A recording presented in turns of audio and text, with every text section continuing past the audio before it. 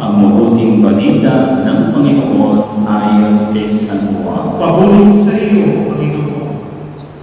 Noong panahon iyon, sinabi ni Jesus, "Tandaan niyo ito, ang pumapasok sa kulungan ng mga tupa nang hindi sa pinto ng daraan, kundi umakyat sa di dapat pagdaanan, ay magnanakaw at tulisan.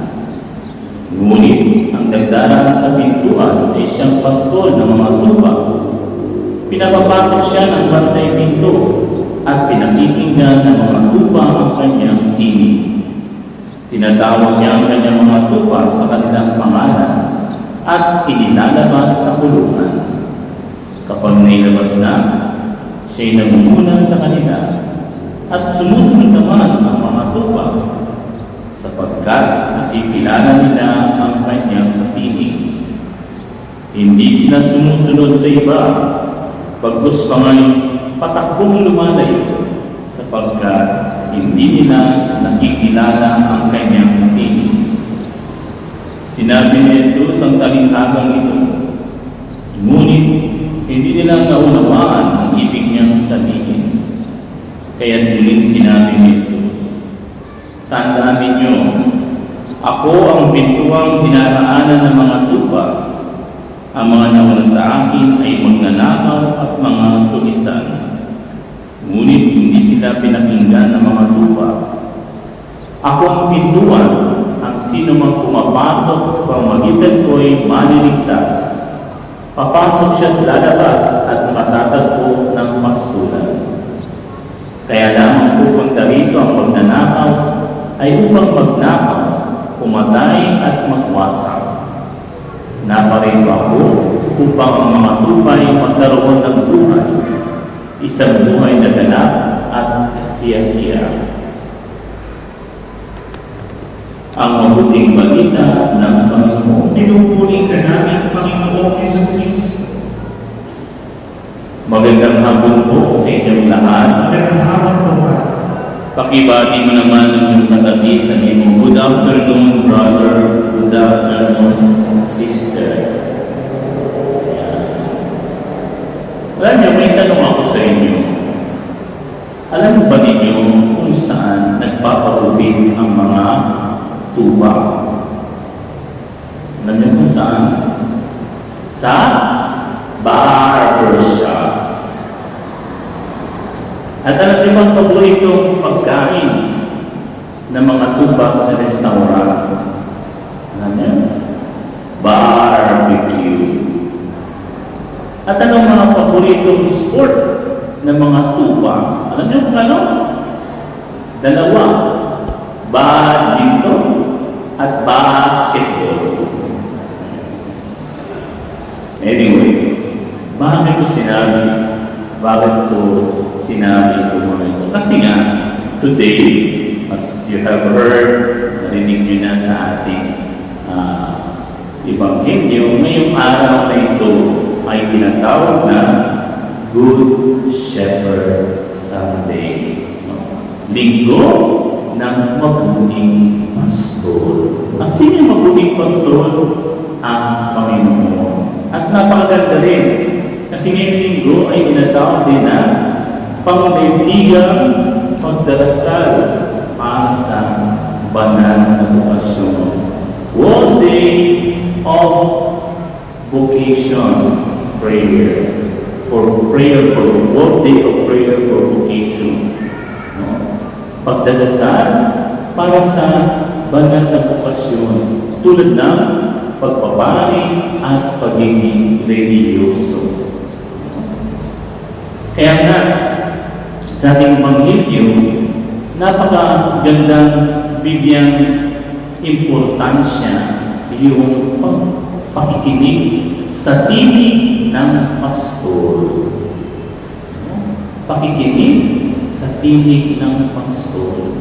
Kasi nga, nakakalungkot man, ngayong panahon natin sa tinatawag na Generation Alpha, ng mga kabataan, marami tayong pinakikinggan na boses.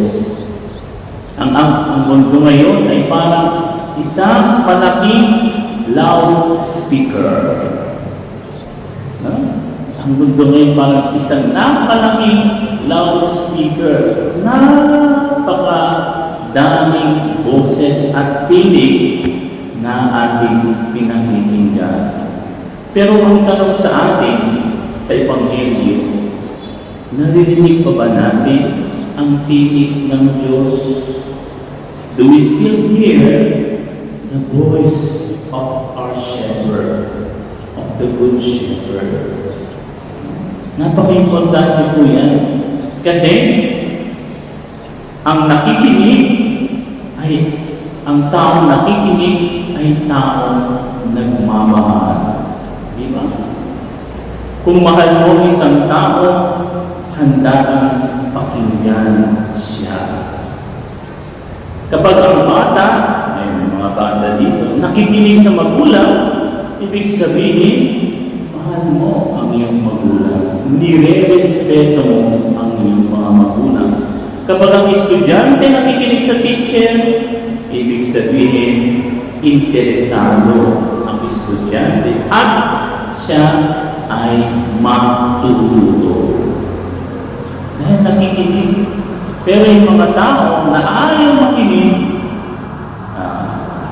yan ay sign na kayabangan. Tandaanin natin, sabi ni San Pablo 5, Fides ex auditu. Anong ibig sabihin nun sa Latin? Ang pananampalataya ay nagmumula sa pakikinig. Kaya nga alam niyo, napaka-importante na suriin natin, kasama na ako. Ano pinapakinggan natin araw-araw? Sino bang pinakikinggan mo araw-araw? Yan ang magiging susi sa buhay mo. Kung ikaw ay masaya, mapayapa, ibig sabihin, si Jesus ang pinapakinggan mo. Pero kung kabaligtaran, may takot. Alam nyo, isa sa mga napansin ko ngayon sa mga kabataan, yung parang meron silang phobia. Parang meron silang takot. Naalala ko na, may isang bata, gusto mo bang magpari? Ganun kagad siya. May takot. Parang gano'n, no? Merong tao, at hindi na naman mga kabataan, pati mga nasa adult, meron tayong tao, pangamba. Pero alam niyo po, yan ang dahilan dahil iba ang ating pinakikinggan na boses. Sana, ngayong linggo ng mabuting pastor, sikapin natin na isa ng boses ang pakikinggan natin, yung walang iba, kundi ang boses ng Diyos sa amin. At sana tayong lahat ay matutong makinig sa Kanya, sumunod sa Kanya, at mahalin siya. Dahil sabi na ng Panginoon sa bandang huli ng Ebanghelyo, naparito ako upang ang mga tupay magkaroon ng buhay, isang buhay na ganap at kasiyasiya. Kaya nga, mga kapatid, kung gusto natin ang isang buhay na ganap at kasiyasiya, matuto tayong makinig sa boses ng Panginoon. At mga magulang, turuan ninyong makinig ang inyong mga anak sa salita ng Diyos. Nang sa ganon, lumaki sila, may takot at pagmamahal sa Diyos.